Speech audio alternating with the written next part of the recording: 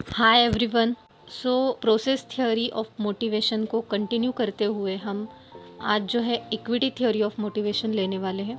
Equity मतलब क्या कि इक्वल, मतलब सभी को इक्वली ट्रीट करना। ओके, कि जो इंडिविजुअल आउटपुट है और अदर्स मतलब दूसरों का जो भी आउटपुट है वो जो है वो दोनों कैसा होना चाहिए, इक्वल होना चाहिए। इसलिए हम इसको इक्विटी थ्योरी ऑफ मोटिवेशन बोलते हैं। सो जो ये थ्योरी है वो किसने प्रपोज की थी? स्टैसी एडम्स ने। It is most popular and developed version of equity and based on simple assumption that all individual expect to be treated fairly. Automatically क्या होगा, सभी को अगर इक्वली ट्रीट किया जाएगा कि उनके प्रोडक्टिविटी के बेस पे, उनके आउटपुट के बेस पे अगर उनको ट्रीट किया जाएगा एंड उसी के हिसाब से उनको अगर जो है उनको इनकम दिया जाएगा तो उससे क्या होगा, हर जो एम्प्लॉय है वो मोटिवेट होगा। अगर उसमें पार्शलिटी की जाएगी तो जो भी एम्प्लॉयज़ है वो क्या होंगे, डीमोटिवेट होंगे कि मैं इतना क्या काम कर रहा हूँ फिर भी मुझे कम मिल रहा है और वो इतना कम काम कर रहा है फिर भी उसको ज़्यादा मिल रहा है। इस तरह का कंपैरिजन जो है वो हो सकता है। सो इसलिए equity theory of motivation is very important theory. And employees assess what they get from the job, मतलब कि उनको जो सैलरी मिल रही है वो कंपैरिजन करते हैं against the inputs experience and education, मतलब उनका क्या क्वालिफिकेशन है, उनके कौन से स्किल्स हैं, उन्होंने कितना इनपुट दिया है अपने काम में या अपने टास्क या परफॉर्मेंस में, उनका पिछला जो है पिछले कंपनी का एक्सपीरियंस कितना है, ये सब जो है वो असेस करते हैं, मतलब उसको देखते हैं और उसके बेस पे हमें सैलरी कितनी मिल रही है ये सब उसमें देखा जाता है।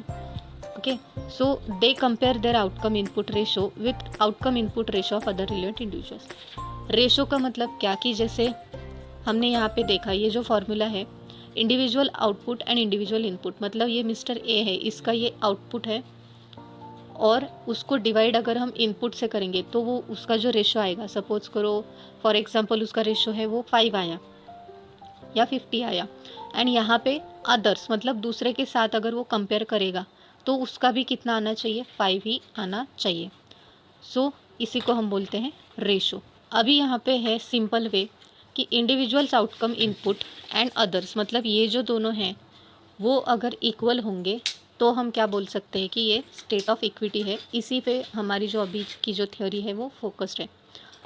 अगर इंडिविजुअल आउटकम इनपुट जो है वो ज़्यादा होगा, अदर्स आउटकम इनपुट कम होगा, तो state of inequity due to over paid, मतलब कि दूसरों से हमें जो है वो ज़्यादा पैसे मिल रहे हैं, इसलिए यहाँ पे भी इनिक्विटी है ओवर पेड की वजह से।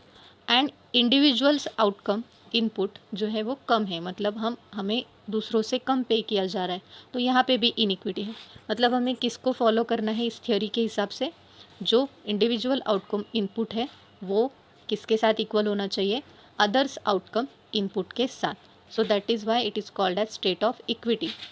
अभी जो है ये कंपैरिजंस किस तरह से किए जाते हैं, तो first of all self insight. Self insight का मतलब क्या कि एक करंट ऑर्गेनाइजेशन है तो उसी में जो उसकी अभी की ऑर्गेनाइजेशन है उसी में उसका प्रीवियस परफॉर्मेंस या प्रीवियस एक्सपीरियंस जो है अलग अलग पोजीशंस पे उसको प्रमोट किया रहेगा, तो अलग अलग पोजीशन पे उसका क्या क्या परफॉर्मेंस है तो उसके हिसाब से उसको जो भी कंपैरिजन किया जाएगा तो उसको हम बोलते हैं सेल्फ इनसाइड। इनसाइड मतलब inside the same organization and self मतलब खुद का प्रीवियस एक्सपीरियंस।